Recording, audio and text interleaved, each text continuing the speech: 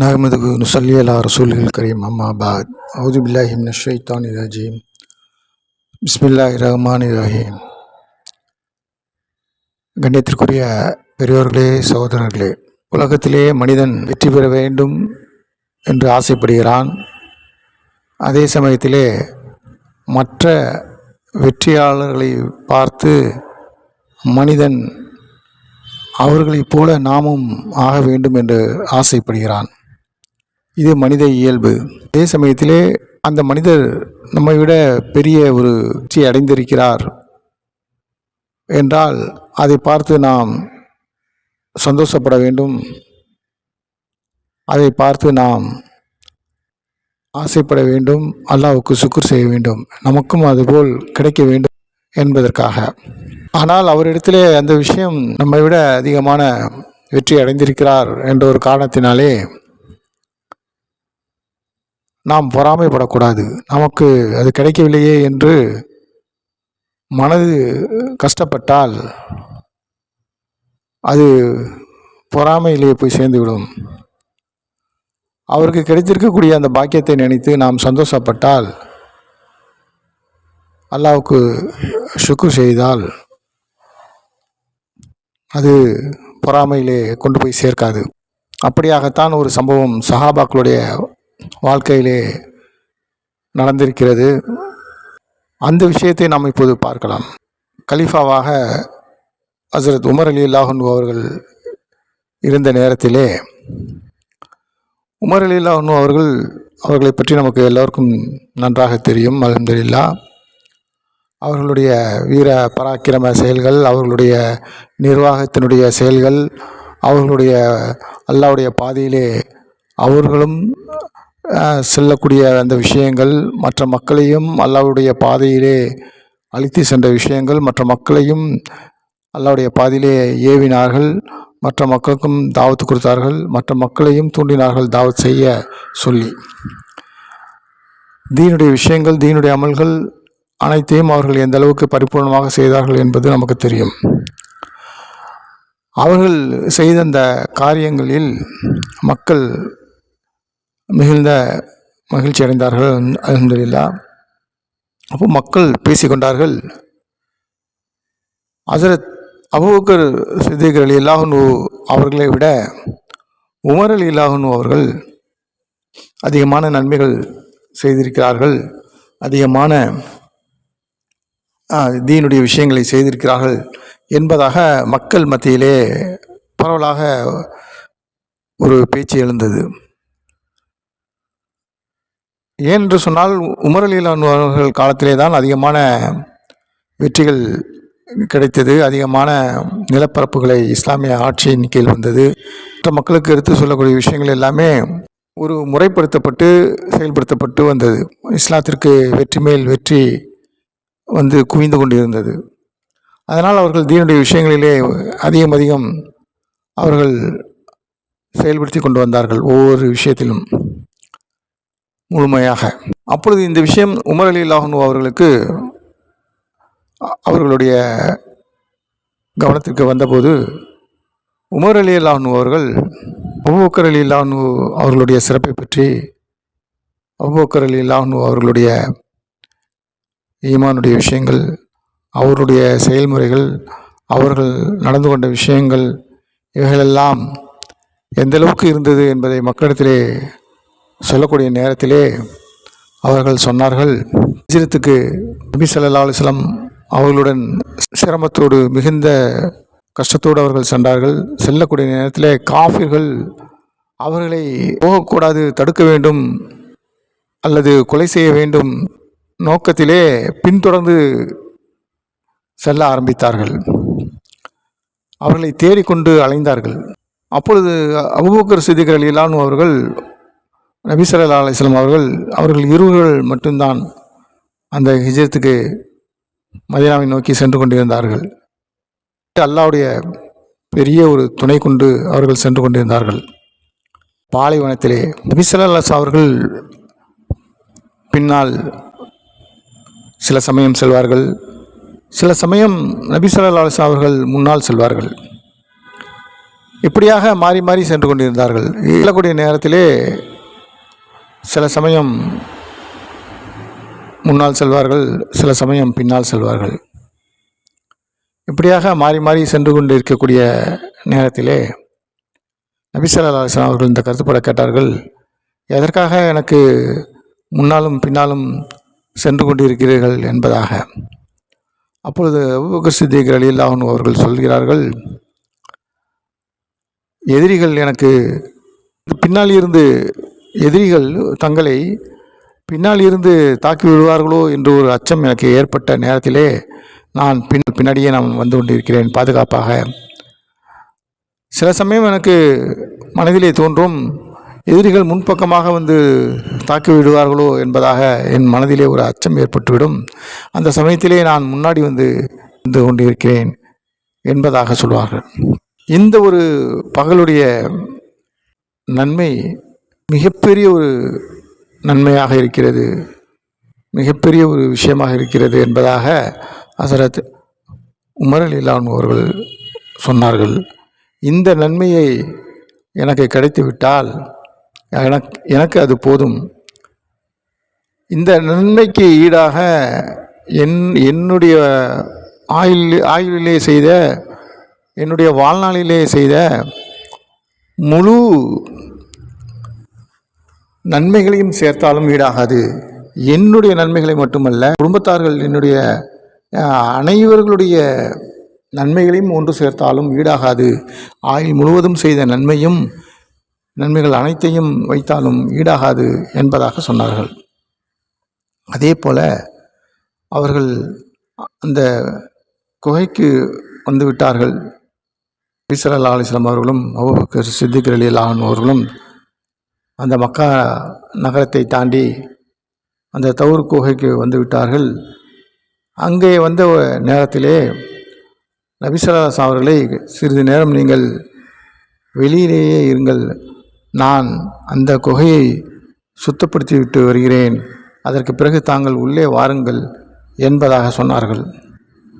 Abu Bakr Siddique ரலியல்லாஹு அன்ஹு அவர்கள் அந்த குகையை முழுவதுமாக சுத்தம் செய்தார்கள்.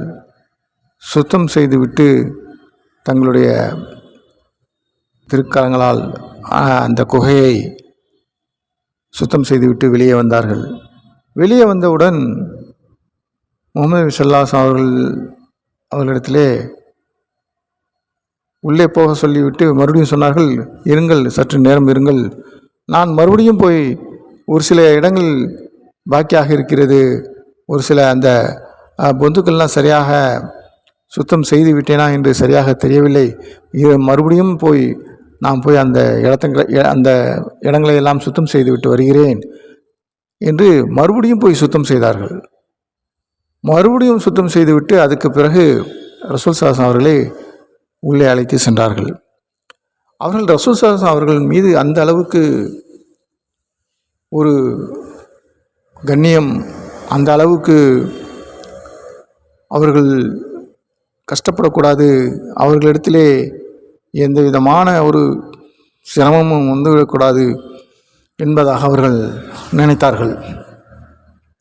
அந்த சமயத்திலே நபி ஸல்லல்லாஹு அலைஹி வஸல்லம் அவர்கள் இந்த கருத்துப்பட அவர்களிடத்திலே கேட்டார்கள்,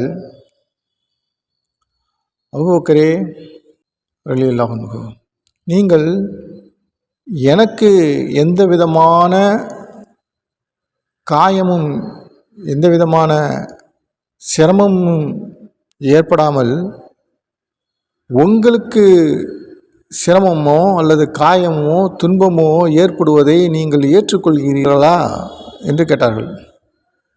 அதாவது ரசூல் ஸல்லல்லாஹு இந்த கருத்துப்பட கேட்குறாங்க, எனக்கு கஷ்டம் இல்லாமல் நான் நல்ல நிலைமையில் இருக்கணும், நீங்கள் முழுமையாக கஷ்டப்படணும், இல்லை காயப்படணும், சிரமப்படணும், எதிரிகளால் தாக்கப்படணும், அப்படி ஒரு சூழ்நிலை வந்தால் நீங்கள் அதை நீங்கள் சந்தோஷமாக ஏற்றுக்கொள்வீங்களா அப்படின்னு சொல்லிட்டு இந்த கருத்துப்பட கேட்குறாங்க.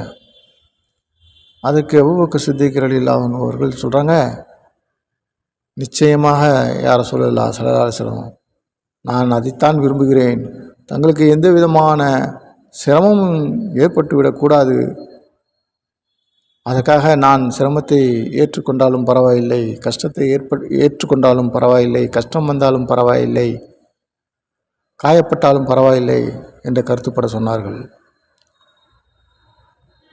இந்த சம்பவத்தை சொல்லிவிட்டு உமர் ரலியல்லாஹு அன்ஹு அவர்கள் சொன்னார்கள், இந்த ஒரு இரவினுடைய நன்மையை எனக்கு கிடைத்தால் எனக்கு அது போதும். அந்த நன்மைக்கு ஈடாக என்னுடைய வாழ்நாள் முழுவதும் செய்த நன்மைகள், என்னுடைய குடும்பத்தார்கள் வாழ்நாள் முழுவதும் செய்த நன்மைகள் அதற்கு ஈடாகாது என்பதாக இந்த கருத்துப்பட சொன்னார்கள். அந்த சிரமமான சூழ்நிலையிலே, அந்த ஒரு சிரமமான சூழ்நிலையிலே அவர்கள் செய்தார்கள். அதற்கு பகரமாக இந்த உமருடைய நன்மைகள் ஒன்றுமே இல்லை என்பதாக சொன்னார்கள். கண்ணியத்துக்குரிய பெரியோர்களே, சகோதரர்களே, நாம் விளங்கிக் கொள்ள வேண்டும். அந்த பெரியார்கள் எந்த அளவுக்கு ஆட்சி அதிகாரம் இருந்தாலும் அவர்கள் முன்னோர்கள் செய்த அந்த தியாகத்தை மறக்கவில்லை. அந்த நன்மைக்கு ஈடாக தங்களுடைய நன்மையை கருதவில்லை. இந்த விஷயத்தை நாம் விளங்கிக் கொள்ள வேண்டும். இதனை நாம் ஒரு பாடமாக எடுத்துக்கொள்ள வேண்டும்.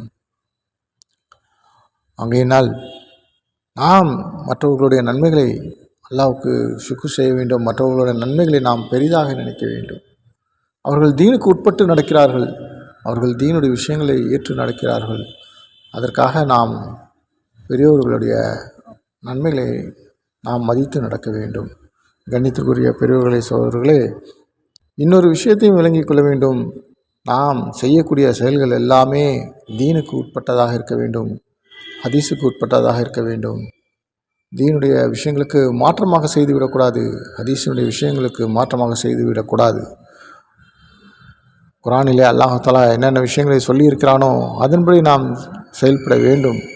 ஹதீஸிலே ரசூல் ஸல்லல்லாஹு அலைஹி வஸல்லம் அவர்கள் என்னென்ன சொல்லியிருக்கிறார்களோ அதன்படி நாம் செயல்பட வேண்டும். இந்த விஷயங்களுக்கு உட்பட்டு மார்க்க அறிஞர்கள் என்ன விஷயங்களை நமக்கு எடுத்துரைக்கிறார்களோ, என்ன பாடம் நமக்கு சொல்லி நம்மளுக்கு அதன்படி நடக்க சொல்கிறார்களோ அதன்படி நாம் நடக்க வேண்டும். நாம் இந்த விஷயங்களுக்கு மாற்றமாக, தீனுடைய விஷயங்களுக்கு மாற்றமாக, ஹதீஸுடைய விஷயங்களுக்கு மாற்றமாக நாம் நடந்து கொண்டால் அது வழிகாட்டிலே கொண்டு போய்விடும். நாம் அந்த மார்க்க அறிவை வளர்த்து கொள்ள வேண்டும், மார்க்க சிந்தனையை நாம் வளர்த்து கொள்ள வேண்டும். அதற்காக நேரத்தை ஒதுக்க வேண்டும். நாம் தீனுக்கு மாற்றமான விஷயங்களிலே, தீனுக்கு மாற்றமான கருத்துக்களை சொல்லக்கூடியவர்களுடைய அந்த நபர்களை விட்டும் நாம் ஒதுங்கிக் கொள்ள வேண்டும். எப்பொழுது குர்ஆனுக்கு மாற்றமான விஷயங்களை அவர்கள் கொள்கைகளாக கொண்டு வருகிறார்களோ அவர்களை நாம் பின்பற்றக்கூடாது. யார் ஹதீஸுடைய விஷயங்களுக்கு, அதனுடைய கொள்கைகளுக்கு மாற்றமான ஒரு கொள்கையை கொண்டு வருகிறார்களோ அவர்களை புறம் தள்ளிவிட வேண்டும். அப்பொழுதுதான் நாம் வெற்றியாளர்களாக ஆக முடியும், நேர்வழியின் பக்கம் நடக்க முடியும்.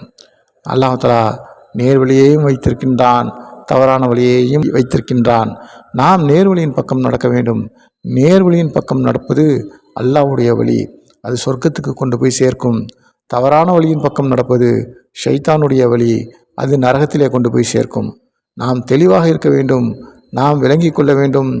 ஒருவர் ஹதீஸுடைய விஷயத்தை சொல்கிறார் என்று சொல்லிவிட்டு அவர் அடுத்த விஷயத்தை சொல்லும்போது ஹதீஸுக்கு மாற்றமான விஷயத்தை சொன்னால் நாம் அவரை புறம் தள்ள வேண்டும். ஒருவர் குர்ஆனுடைய விஷயத்தை சொல்கிறேன் என்று சொல்லிவிட்டு குர்ஆனுக்கு மாற்றமான விஷயத்தை அடுத்ததாக சொன்னால் நாம் அவரை முற்றிலும் புறக்கணிக்க வேண்டும். இந்த விஷயத்தை குர்ஆனில் இருக்கிறது தானே சொன்னார், இந்த விஷயத்தை ஹதீஸில் இருக்கிறது தானே சொன்னார், ஆனால் அடுத்து சொல்லக்கூடிய விஷயம் குர்ஆனுக்கு மாற்றமாக இருக்குது, அடுத்து சொல்லக்கூடிய விஷயம் ஹதீஸுக்கு மாற்றமாக இருக்குது, அவருடைய கொள்கைகள் அதுக்கு ஒத்துப்போகுது, ஹதீஸுக்கு மாற்றமாக ஒத்துப்போகுது, ஹதீஸுக்கு மாற்றமாக ஒரு விஷயமும் ஒத்துப்போகுது அப்படின்னு சொன்னால் நம்ம ஒரு நாளும் நம்ம அவங்கள பின்பற்றி இருக்கணும் அவசியம் கிடையாது. அந்த மாதிரியான மக்களை நாம் முற்றிலும் புறம் தள்ளிவிட்டு நாம் அந்த கூட்டத்திலே சேராமல் நேரான வழியிலே செல்லக்கூடிய மக்களிடத்திலே, நேரான வழியிலே செல்லக்கூடிய மார்க்க அறிஞர்களை பின்பற்றி நாம் அதன்படி செயல்பட வேண்டும். குர்ஆன் ஹதீஸினுடைய விஷயங்களை நாம் முழுமையாக பின்பற்றி நாம் ஜெயிக்க வேண்டும். இன்ஷா அல்லாஹ். எல்லாம் வல்ல அல்லாஹ் நம் அனைவர்களையும் நேரான வழியின் பக்கம் செல்லக்கூடிய மக்களாக ஆக்கி வைத்து அருள் புரிவானாக. ஆமீன் ஆமீன் ஆமீன் பிரஹ்மத்திக யா ரஹ்மர் ஆமீன். அல்ஹம்துலில்லாஹி ரபில் ஆலமீன்.